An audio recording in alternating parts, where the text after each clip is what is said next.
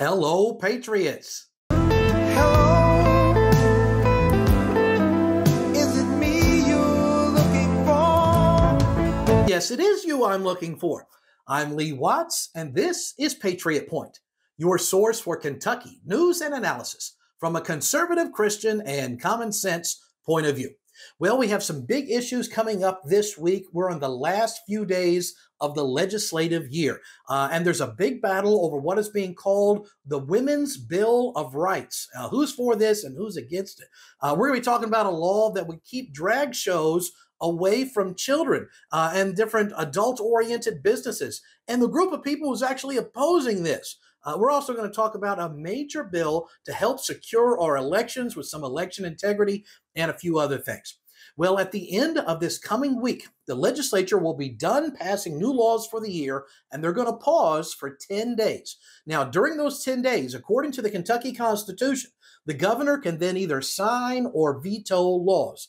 However, Sunday doesn't count against those 10 days. Now, where do you think the founding fathers of Kentucky who wrote that in the Constitution got the idea that you shouldn't have to work on a Sunday? Yes, right there we see a biblical principle right in the Kentucky Constitution. Well, at the end of those 10 days, the legislature can come in and consider overriding any governor's vetoes. So there's only about a week left. Let's talk about some of the big bills that are up for battle this last and final week of the year. First of all, the Women's Bill of Rights. Of course, it's the University of Kentucky athlete, the swimmer, Miss Riley Gaines, who's been standing up for women's rights and women's sports. And I'm so proud that she's a Kentuckian. Well, we've got a bill that goes right along with what she's been fighting for, and it is Senate Bill 336. This is written by Senator Lindsey Tishner. And this would say, listen, we are going to keep men and women separate. Whatever you are born biologically, that is going to determine which prison that you get sent to, which locker rooms you're allowed to use, which bathrooms. If you got a man saying he's a woman, this law would prevent them from entering a domestic violence shelter for women. It would prevent these people from entering rape crisis centers. So there's a lot of implications here, not only with women's sports, but protecting women on a whole bunch of different areas. This is the Women's Bill of Rights law, and it's long past due. It's crazy you need such a thing, but it is needed in this day to protect Kentucky women.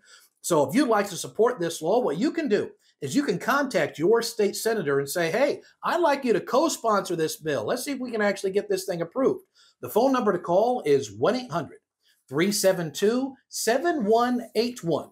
That's the message center for the Capitol. It's open weekdays during normal business hours. Let's get past the Women's Bill of Rights here in Kentucky. Now I want to talk about Senate Bill number 147, and this would keep adult businesses like video stores and strip clubs and drag shows away from children.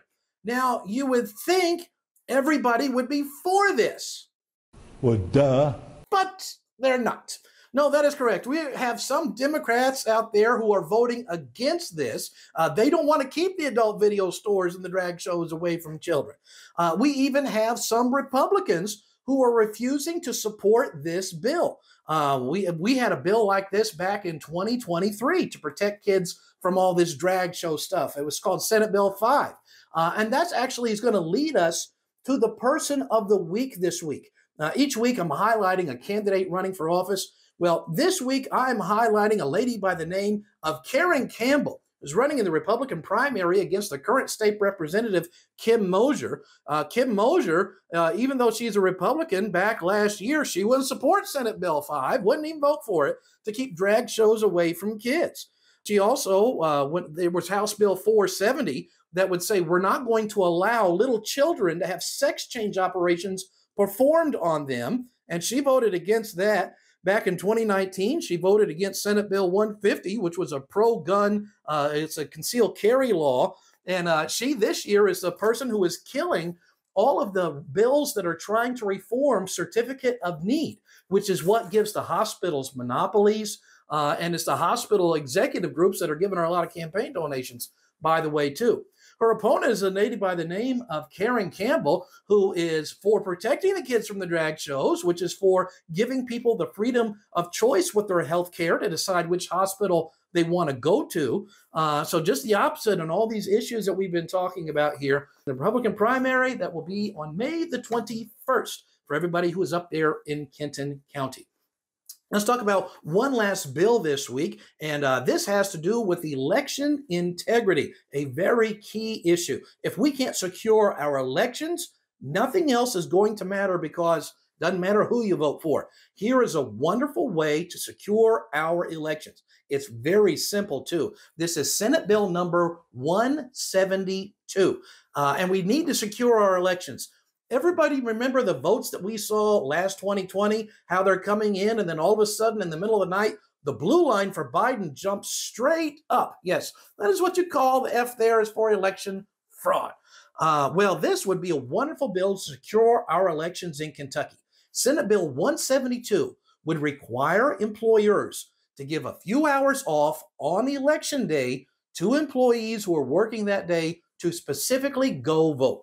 So this would say, listen, there's no reason for this early voting. I'm against early voting. Every time you early vote, it's letting those who have all the information and run the system know, this is how many votes are coming in, this is the trend, and this is going to be the spread. So if anybody wanted to tinker with it, that's just giving them the spread ahead of time. So I encourage you to vote on election day by saying, listen, we're going to have hours where you can get off to go vote on election day with this bill, Senate Bill 172. We wouldn't have to do mail-in voting. This no excuse. Absentee voting, the early voting, be a wonderful way to help secure our elections.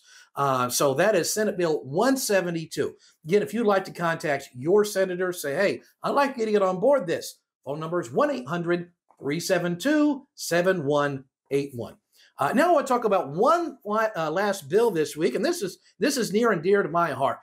This is Senate Bill 306, and this would say that if you're out somewhere, you are allowed to use cash to pay for things.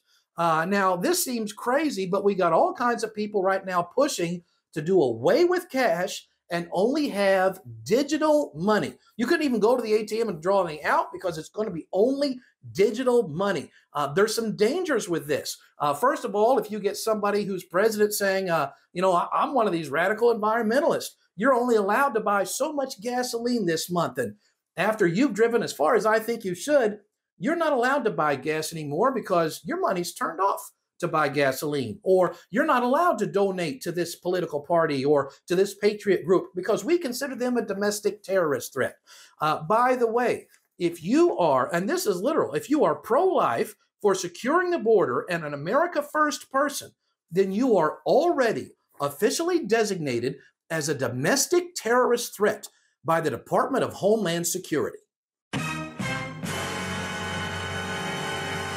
Yes, the Department of Homeland Security considers people who are pro-life, America First, and securing the border officially as domestic terrorist threats. Well, wouldn't it be awful if we only had digital money and the government was able to turn off people who they consider domestic terrorist threats or organizations that are supporting pro-life and securing the border and America First? This is a great bill. Senate Bill 306 says for face-to-face transactions, you have to accept cash. So since it says face-to-face transactions, you'd still be able to use your credit card at like the gas station, things like that. But on face-to-face, when you're another person, they have to have the option of paying cash. Wonderful bill. Again, the Cashless Society, I wrote a whole book about this. You can find it on Amazon. It is called The Coming One. And the main idea behind it is, in a cashless society, data is total control. It's a spy thriller talking all about the dangers of this. The trouble with it, even though it's fiction, there's a lot of it that's true today. So that's some of the things we got going on this week, some of the bills I hope you'll contact your legislators about, and some of the people who are running for office and some of their voting records. I'm sure they're going to get mad at me, but you know what? I think I have to take half a baby aspirin to get over that. Well, that's what we're going on this week. Each week, I like to keep people informed of where I'll be speaking at across the state in the coming days. I'll be preaching at the Mount Olivet Baptist Church this coming Sunday night at the 6 p.m. service. If you don't have a church home, then we would love to see you in the evening services over in Lexington at the Mount Olivet Baptist Church. So that's the news I have for you this week. So until next week, Patriots, I'm Lee Watts for Patriot Point, reminding you that liberty is not a spectator sport.